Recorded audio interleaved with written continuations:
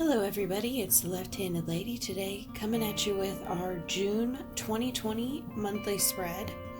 Now this month I thought I would do something fun and summery, so we're going to do a pool floaty theme this month. So I'm taking my watercolors and my watercolor brush pen and just taking this really light pastel-y blue and going in all around my sketch and all around my floaties with that very lightly, just making sure I'm getting all of that white space, but I also don't mind if it's different shades or streaky because I want that water look.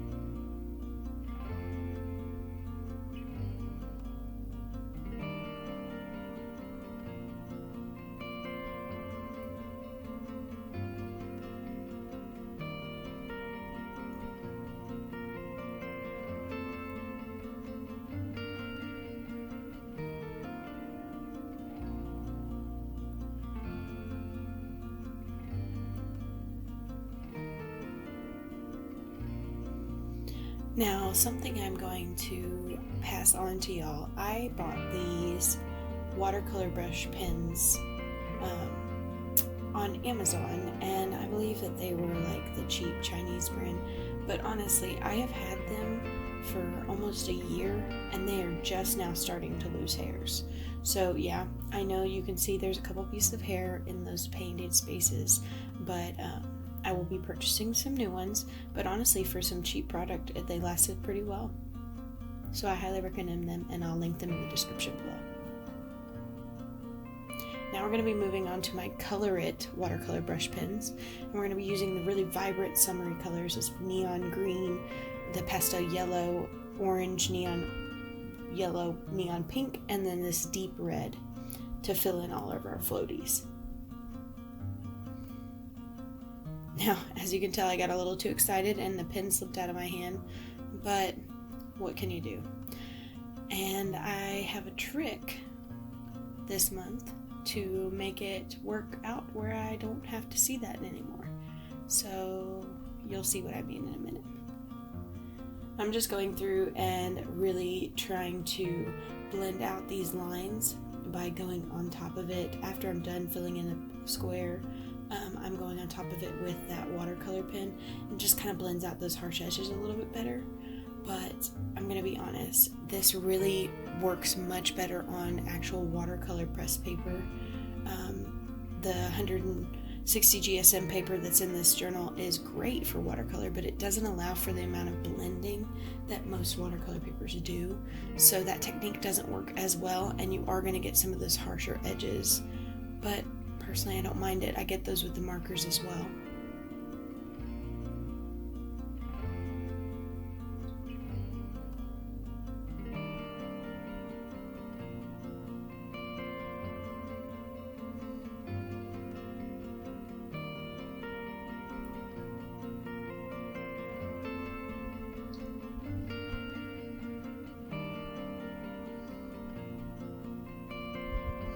As you can tell, I let this dry. Sorry, I can't talk. I let this dry too fast, and the watercolor just stuck into that paper and would not move with that activated water pen. So sometimes it works, sometimes it doesn't. Sometimes you just gotta make it go the way it's going.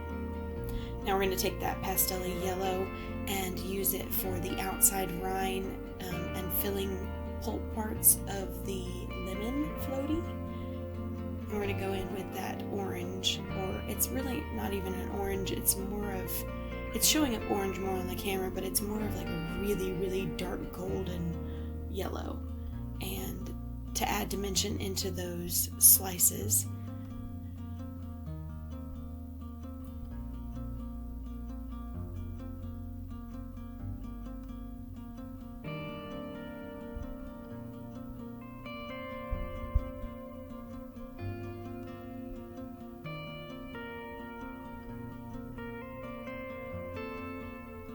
Now I'm taking that really bright neon pink and doing that bottom bottom floaty solid pink. I just love the way that this color looks. It is so bright. Like, it looks beautiful on the camera, but oh, on paper, in real life, it is gorgeous.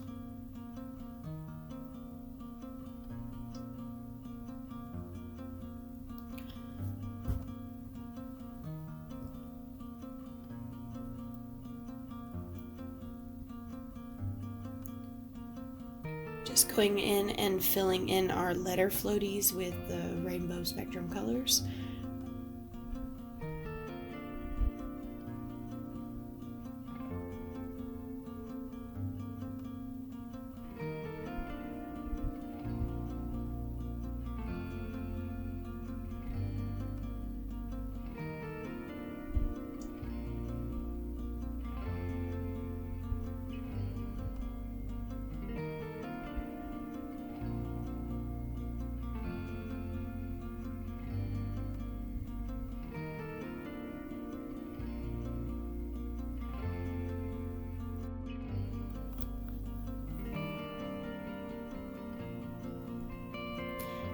So now that we've got all of those floaties filled in with markers, we're going to move on to fine lining everything. And I really want to give a big shout out to this pen.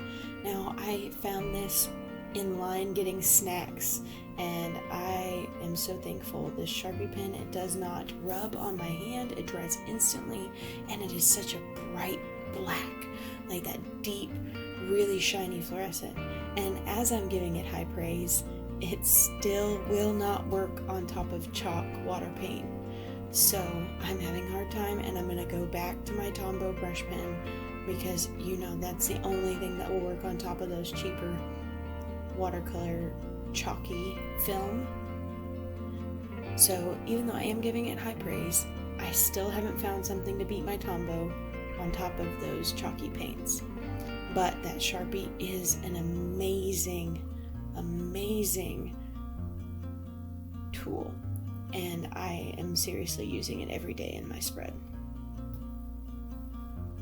And I'm just going through and filling out that quote and outlining all of my floaties with that black detailing. I think it really gives them a little pop and that little cartoon-esque that I wanted in this sketch.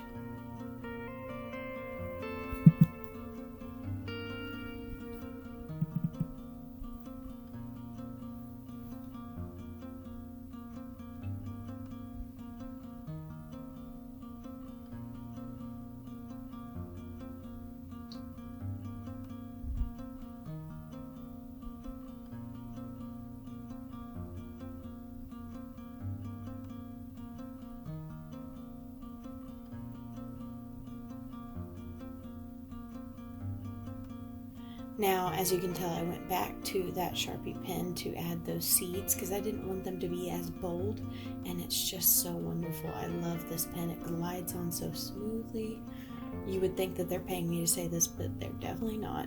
I just really enjoy the pen. So if you're looking for a good gel black pen, check out the Sharpie S Gel.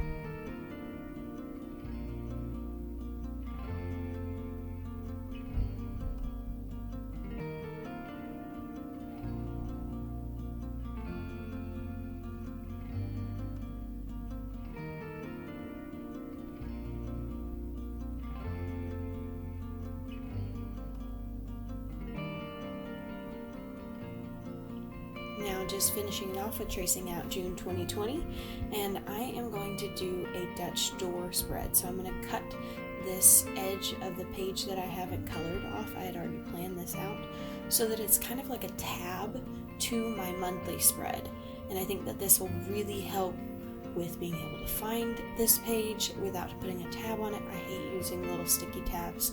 I only use them when I absolutely have to. And as you know, this journal only has 2 bookmarks, and I don't normally bookmark where my month is because I bookmark my brain dump and my weekly spread.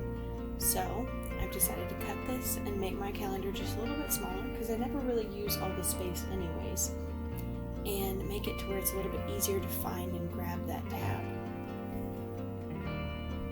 Now I'm just taking and making my grid for my monthly spread, and these I believe are 4 by 6, 4 wide by 6 long.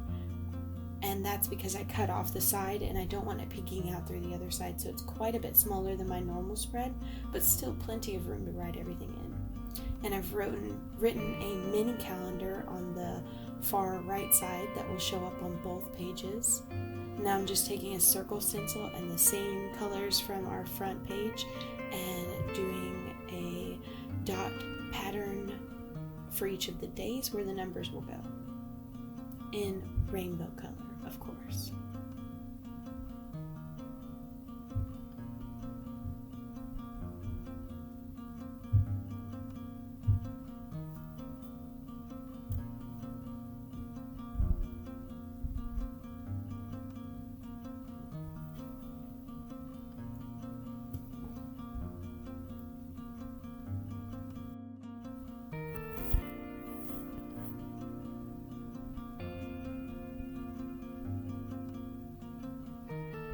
Now I'm going to give you a little tip. Some of these circles are not quite circles or perfect circles because with these brush pens, if you don't press the stencil down completely firmly and flatly on the page, then you're going to get that brush bristle going up underneath it and giving yourselves uneven circles. And honestly, it's kind of frustrating, but it's also kind of a lesson learned, and I will probably use a more flexible stencil next time. So, pro tip to y'all. I'm just going in with that Sharpie gel pen and writing in all the dates inside of those circles.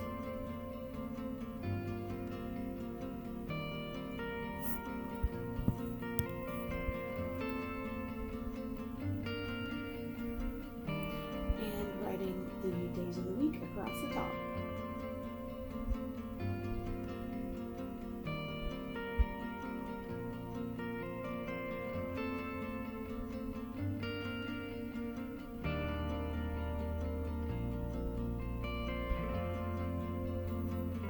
I'm going to take my stamps from, I think these are from Stamp With Me, the stamp set, but I got them like 6 years ago, so honestly I could not tell you the honest truth.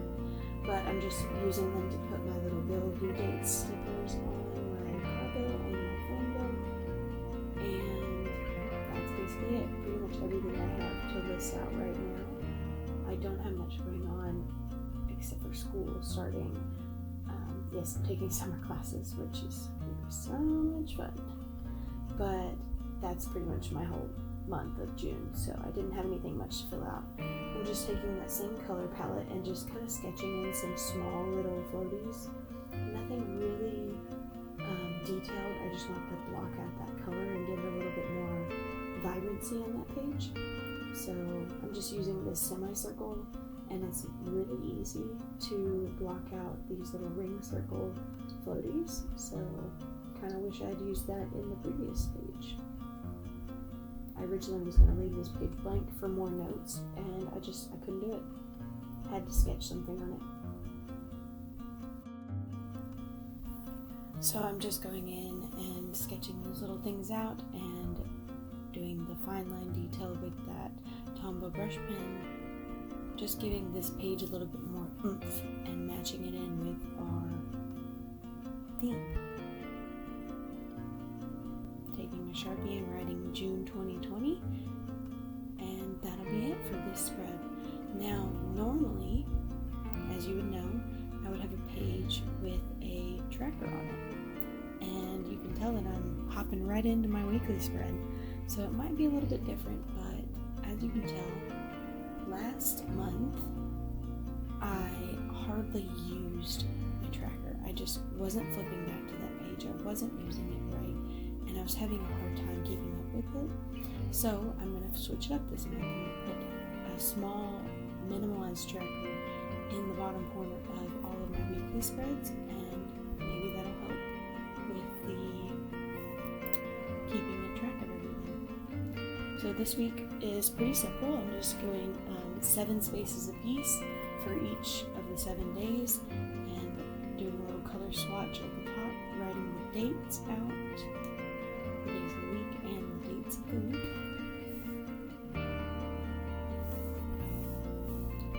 I'm just using a ruler and that same Sharpie gel pen and making the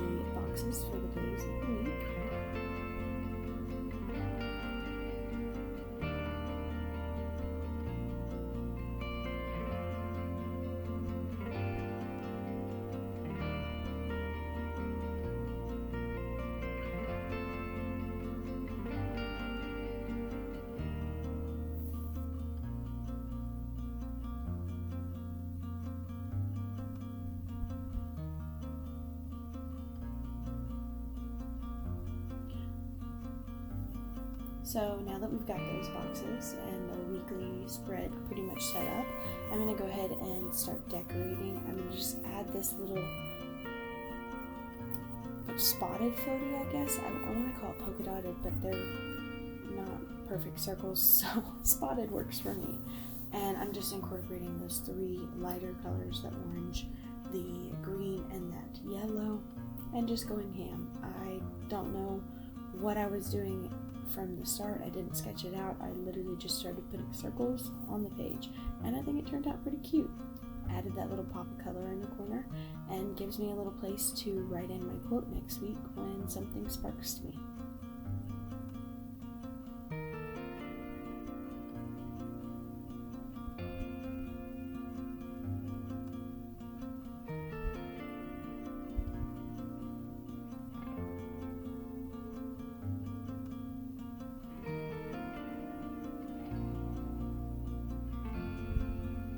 Making another one of those large body floaties and using that bright pink again, because I have a feeling that I'm going to be using this the most out of all of the color palette, because I can't explain to y'all how bright it is. It is so beautiful.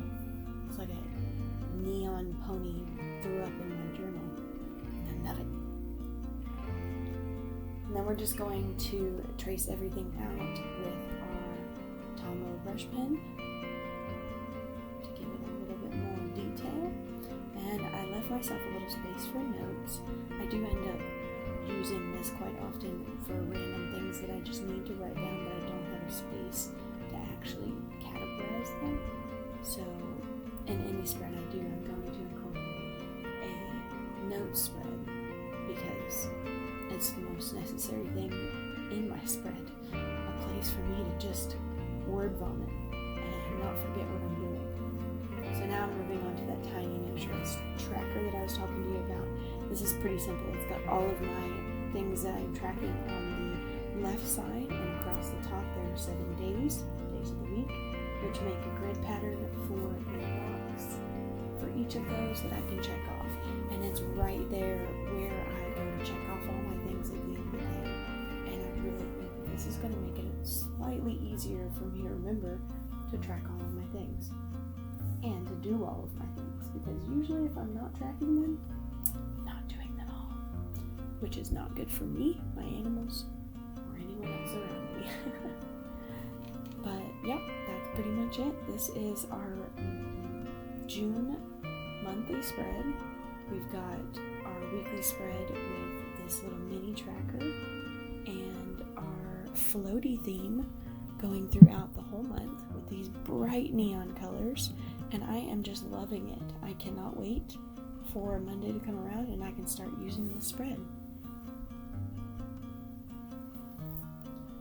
I am so glad y'all are here listening, and I hope that y'all will like, comment, and subscribe.